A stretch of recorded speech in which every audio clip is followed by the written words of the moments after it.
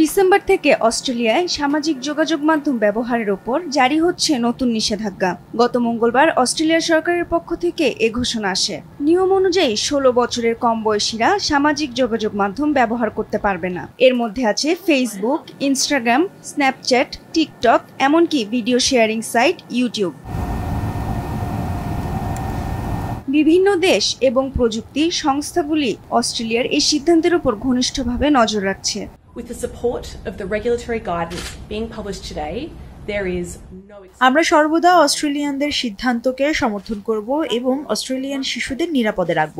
আমরা চাই এই নিয়মের এবং আইনের মাধ্যমে ডেটা কমিয়ে আনতে যেন তা ব্যক্তিগত থাকে। and to provide an accessible complaints process for their users. তিনি সোশ্যাল মিডিয়া কোম্পানিগুলিকে অপ্রাপ্তবয়স্ক অ্যাকাউন্ট শনাক্ত এবং নিষ্ক্রিয় করার জন্য যুক্তিসঙ্গত পদক্ষেপ নেওয়ার আহ্বান জানিয়েছেন, যেন তা পুনর্নিবন্ধন রোধ করা যায়। Adults should not see huge changes to the platform.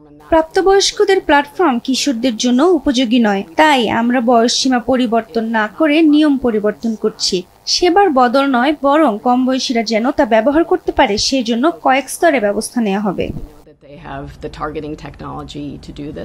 2024 সালের নভেম্বরে অস্ট্রেলিয়ায় এই নিষেধাজ্ঞা আইনে পরিণত হয়। কোম্পানিগুলিকে এটি চালু করার জন্য 1 বছর সময় দেওয়া হয়। অপ্রাপ্তবয়স্ক ব্যবহারকারীদের অ্যাকাউন্ট নিষ্ক্রিয় করার জন্য 10 ডিসেম্বর পর্যন্ত সময়সীমা দেওয়া হয়েছিল কোম্পানিগুলিকে। মাহজাবিন নাফিসা, দেশ টিভি।